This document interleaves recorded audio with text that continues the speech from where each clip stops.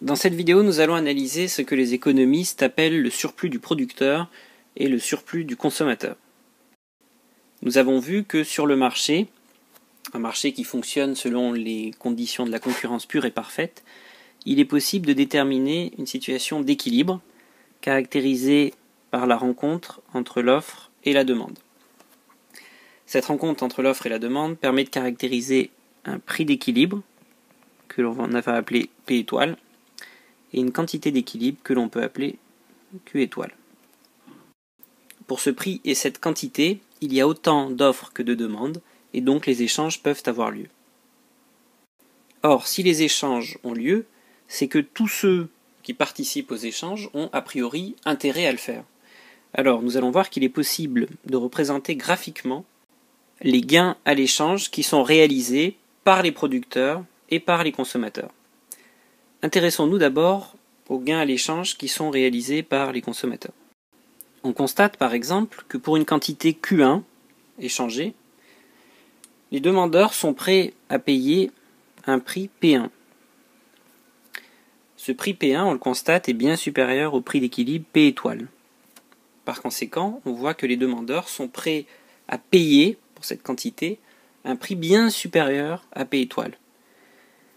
Dans les faits, comme le marché est à l'équilibre et qu'il n'y a qu'un seul prix, qui est le prix d'équilibre P étoile, les demandeurs réalisent un gain à l'échange, car ils vont payer finalement un prix qui est bien inférieur au prix qu'ils étaient prêts à mettre au départ. On dit qu'ils réalisent un gain à l'échange qui peut se représenter de la manière suivante sur le schéma. Ce gain à l'échange est égal à P1 moins P étoile. On voit qu'en raisonnant de la même manière, pour toutes les quantités comprises entre 0 et Q étoile, les demandeurs seront prêts à payer un prix supérieur au prix d'équilibre et ils réaliseront donc des gains à l'échange. La somme de ces gains à l'échange réalisés par les consommateurs est appelée le surplus du consommateur. Ce surplus est égal à toute l'aire coloriée en rouge. On remarque qu'au-delà de la quantité d'équilibre, il n'y a plus de surplus car les demandeurs sont prêts à payer un prix qui est inférieur au prix d'équilibre. Par conséquent, ils ne participent pas à l'échange et ils n'en retirent aucun gain. De la même manière que l'on s'est intéressé au surplus du consommateur, nous pouvons nous intéresser au surplus du producteur. Prenons toujours, comme dans l'exemple précédent, la quantité Q1. Nous voyons que pour cette quantité Q1, les offreurs sont prêts à payer un prix P2 qui est cette fois-ci inférieur au prix d'équilibre. Or, comme sur le marché, il n'y a qu'un prix qui est le prix d'équilibre, les offreurs vont finalement vendre leurs produits au prix P étoile. On voit donc que comme ils étaient prêts à le vendre à un prix plus faible, ils réalisent un gain à l'échange qui peut être mesuré par P étoile moins P2.